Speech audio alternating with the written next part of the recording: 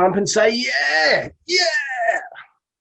All right. So what I want to do now is talk to you about the winning outcome. So this is all about confidence and being able to perform at a much higher level. So I'm going to give you three simple strategies that you can actually take away and use immediately. Some of them might sound a little bit silly, but they do actually work. So it's all about the winning feeling, the winning attitude, the perception of winning, and actually just fucking winning. So when we're winning, our testosterone levels rise and our cognitive resources increase. So we're able to think more. You probably can't see that. And dopamine, and you're able to think like more clearly. And when our testosterone levels are rising, our dopamine levels are rising, and that is linked to, I'll put PFC. So that's the prefrontal cortex, so the thinking part of the brain. So when that's happening, we're able to think more clearly. If you can see that there, this is the amygdala. So that is I guess, the shit that keeps us safe. So the fear part. So this is what stops me from jumping out of a bloody plane.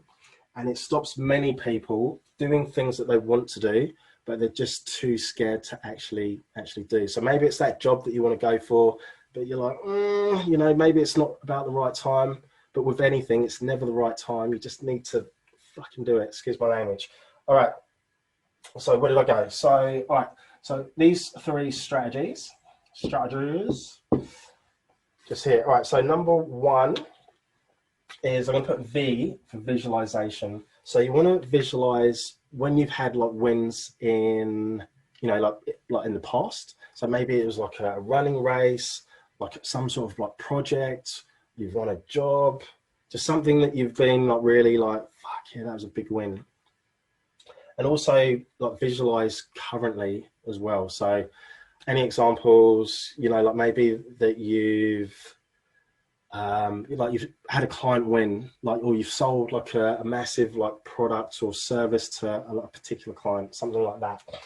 Next is I'm going to put MW, which stands for micro wins. So just getting those small little wins which stack up onto building blocks.